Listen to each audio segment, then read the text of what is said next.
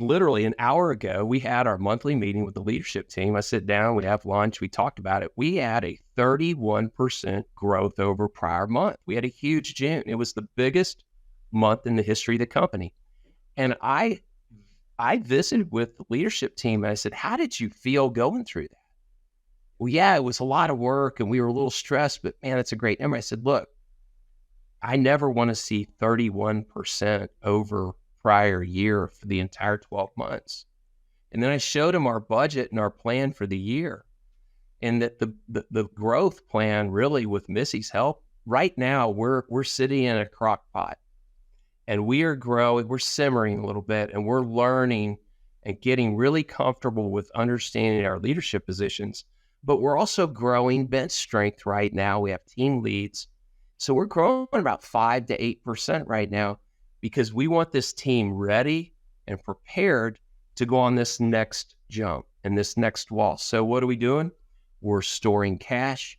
We're going to prepare to invest more in marketing, and we'll have the bench strength to handle that growth. So once again, you don't lose your culture. So the answer is, it is not a steady or static number. It's based on what your team can handle. But there's no doubt about it. If you grow too fast, you can easily outgrow your cash needs in the business. And I'll say it again, that's why you got to talk to your coach. One of the things I'm doing right now is my next coaching call will be talking about our square footage, what we look like, where do we need to be for that next jump. We're currently around 5 million and headed toward 7.5. What does our space need to look like at 7.5 and 8 million? Well, let's get that set up, and is it scalable? All this stuff is lined out in the tools that CertainPath provides. I know it does sound like commercial, but it's just the truth. It really is. But those are the types of things you need to be thinking about. Other than, like you said, when we opened the podcast, was trucks and revenue don't equal a solid plan. Right. Absolutely. Now I want to pivot into cash because you've mentioned it a couple times. Obviously you figured out cash flow over the years, but when you were a young entrepreneur, what are some ways that maybe you got in trouble with cash flow and some things that you see in talking with other contractors or small businesses in general? Hey, in Swirling the Drain, I'm going to talk about how I have been inches from bankruptcy, and I feel like I had a few tools to be successful in business. It is not a guarantee. There are pressures and there are things, and you're going to make mistakes. I remember talking to a bankruptcy attorney, looking at my options, trying to figure out. It was at that point where that was the right conversation to understand as an option. So I just want to say to the group, whoever's out there listening, is that I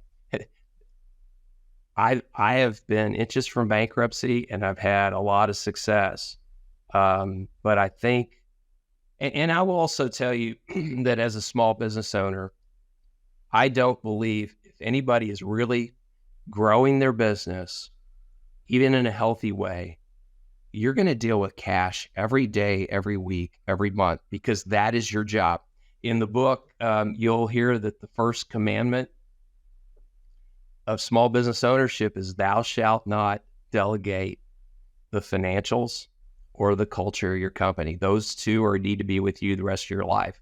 So if you think that there's some day out there, there are better days ahead always when you manage your cash well, and there are cash reserves. But if you're managing your cash properly, you're reinvesting, you're taking risks, you're doing things, nothing stupid, but hey, making payroll every week is with you. Yeah, for sure. Do you think is it mostly an issue of lack of sales, or is it not being priced right, or all those things? I guess it just depends on the company. Yeah, well, you already hit my answer. I was going to say yes. There's a revenue curve, right? And then there's an expense curve, and break even is at the X, right? Well, profit's on the top side of that. Well, if we have a margin problem and we're priced too low, well, guess what? We have less margin. Now we're on a tighter curve, right? If our labor's too high, if our ratios aren't in the proper relationship to what we have with our overheads. So that could be a key piece.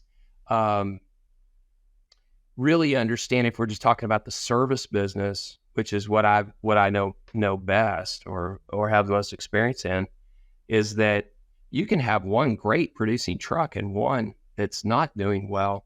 If we don't address this, then all we're doing is breaking even. Okay. So you really have to get down to the key performance indicators, the KPIs of what's going on and what I call the magic moment. The magic moment is when the technician is in front of the customer. If you're not connected to that, because that's what drives the whole business.